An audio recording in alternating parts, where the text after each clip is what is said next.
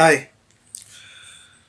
ఈ వీడియో ఒక నాయకుడికో, ఒక పార్టీకో, లేకపోతే ఒక వ్యక్తికో సంబంధించినటువంటి వీడియో అయితే కాదు. ముఖ్యంగా ఈ వీడియో రాయలసీమ ప్రాంతంలో ఎవరైతే ఉన్నారో వాళ్ళు పూర్తిగా చూస్తే బాగుంటుందని నా అభిప్రాయం. ఆంధ్రప్రదేశ్ స్థాపించబడినప్పటి నుంచి 1956 నుంచి హైదరాబాద్ క్యాపిటల్గా ఉంది. ఫస్ట్ మెడ్రాస్ నుంచి ఆంధ్రప్రదేశ్ డివైడ్ అయిన తర్వాత కర్నూలు అనుకున్నారు. తెలంగాణ వచ్చిన తర్వాత హైదరాబాద్ని ఫైనలైజ్ చేసి హైదరాబాద్లో పెట్టారు. ఇప్పుడు ఆల్మోస్ట్ 16 మంది సీఎంలు ఆంధ్రప్రదేశ్కి, ఉమ్మడి రాష్ట్రానికి ఉమ్మడిగా ఉన్నప్పుడు ఇప్పుడు డివైడ్ అయిన తర్వాత మొత్తం కలిపి 16 మంది. ఈ 16 మందిలో ఆల్మోస్ట్ 9 నుంచి 10 మంది ముఖ్యమంత్రులు రాయలసీమ ప్రాంతం నుంచి ఎన్నుకోబడ్డవారే. ఒక సామెత ఉంది, వడ్డిచ్చేవాడు మనోడైతే బంతిలో ఎక్కడ కూర్చున్నా కూడా మనకు అన్నీ అందుతాయని. కానీ నిజంగా ఈ 9 మంది కానీ 10 మంది కానీ నిజంగా మనకు అంతగా వడ్డిచ్చే వాళ్ళేనా అని ఆలోచిస్తే రాయలసీమ ప్రాంతం వాళ్ళు ఒక్కసారి ఎవరికి వాళ్ళు ఆలోచించాలి. అందరితో పాటే రాయలసీమలో ఏం అభివృద్ధి జరగలేదు అని నేను చెప్పట్లేదు. అన్ని ప్రాంతాలతో పాటే ఈ ప్రాంతానికి కూడా ఏది అవసరమో అది వచ్చింది. అది ఎయిర్పోర్ట్ అవ్వచ్చు, రిజర్వాయర్లు అవ్వచ్చు, డ్యాములు అవ్వచ్చు, మరి ఏదేమన్నా అవ్వచ్చు. ఈ ప్రాంతానికి రిక్వైర్మెంట్ ఏది ఉందో అది వచ్చింది. కానీ ఈ ప్రాంతం వ్యక్తి సీఎం అయినాడు, దానివల్ల ఇది వచ్చింది అని ప్రత్యేకంగా చెప్పుకోవడానికి పెద్దగా ఏది లేదు.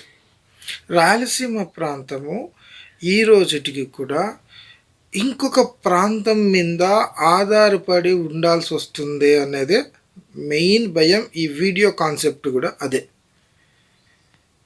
తెలంగాణ డివైడ్ అయినప్పుడు మూడు రాష్ట్రాలుగా డివైడ్ కావాలన్న టాపిక్ కూడా వచ్చింది. మెయిన్ ఆ భయం ఉంది. ఇప్పుడు రాయలసీమ ప్రాంతము సపరేట్ అయిందనుకోండి, భవిష్యత్తులో ఇక్కడ బ్రతకడానికి ఏం అవకాశాలు ఉన్నాయి అన్నది మొదటి ప్రశ్న. ఇప్పుడు కోస్తా ఆంధ్ర, ఉత్తరాంధ్ర ప్రజలు మన అన్నదమ్ములు మంచోళ్ళు కాబట్టే ఈ తరం అందరం కలిసి ఉంటాం అనుకుందాం. వచ్చే తరం పిల్లలు కలిసి ఉంటారని గ్యారంటీ ఏముంది? ఒక 70 రూపాయలు సంపాదించేవాడిని, 30 రూపాయలు సంపాదించేవాడిని ఒక ఇంట్లో పెడితే వాళ్ళ నాన్నగారు వాళ్ళు రిలేషన్షిప్ని అర్థం చేసుకొని బాగుంటారు. వాళ్ళ పిల్లలు ఉంటారని గ్యారంటీ ఏముంది? ఇక్కడ నా క్వశ్చన్ ఏమంటే, రాజధాని ఇక్కడ లేదు, ఎందుకు ఈ పెట్టలేదు అని కాదు నా క్వశ్చన్. ఇంతమంది సీఎంలు పరిపాలించినప్పుడు ఈ 2014లో ఇంకో ఎత్తు. 2014లో ఒకవేళ చంద్రబాబు నాయుడు గారు క్యాపిటల్ కర్నూలు అని అనౌన్స్ చేసింటే అటువైపు ఉన్న వాళ్ళు ఎవ్వరు కూడా దాన్ని అభ్యర్థన పెట్టేవాళ్ళు కాదు. ఎందుకంటే వాళ్ళకి తెలుసు ఒకప్పుడు కర్నూలు క్యాపిటల్గా ఉండింది కాబట్టి దాన్ని కొనసాగించినారా అనుకొని అందరు గమ్మున అయిపోయేవాళ్ళే. ఆయన అమరావతిని ఎన్నుకున్నాడు, ఒక క్యాపిటల్ అన్నాడు. ఓకే, జరిగిపోయింది. ఇటు సైడ్ ఉన్న రాయలసీమ వాళ్ళు కూడా దానికి మద్దతు ఇచ్చారు. ఎందుకంటే అందరికీ న్యాయంగా ఉండాలి, మధ్యలో ఉండాలి అని సమ్మతించారు. నెక్స్ట్ 2019లో జగన్ గారు వచ్చారు. 1 కాదు 3 అన్నాడు. ఓకే, ఇది కూడా బాగానే ఉంది. రాయలసీమ ప్రాంతాలు మాకు ఒక కోర్టు వస్తుందనో, లేకుంటే మా యొక్క రాష్ట్రము భవిష్యత్తులో విడిపోకుండా కలిసిమెలిసి ఉండడానికి ఇది ఉపయోగపడుతుందని అనుకున్నారు. ఆయన అన్నాడు కానీ ఆయన ఏం చేయలేదు. ఏమి చేయకపోవడం వల్ల ఈ ప్రాంతంలో ఈరోజు రిజల్ట్స్ చూస్తే మనకు అర్థమైపోతుంది. కానీ ఇంత రిజల్ట్ ఆల్మోస్ట్ ఈ రాయలసీమను మొత్తం క్లీన్ స్వీప్ చేసిన టీడీపీ ఈ ప్రాంతానికి, రాయలసీమ ప్రాంతానికి ఏం భరోసా ఇస్తారు? ఇక్కడ రాష్ట్రం విడిపోతుందా లేదా విడిపోవాలి అన్నది కాదు కాన్సెప్ట్. అన్న దాని గురించి కాదు ఇక్కడ డిస్కషన్ జరుగుతుంది.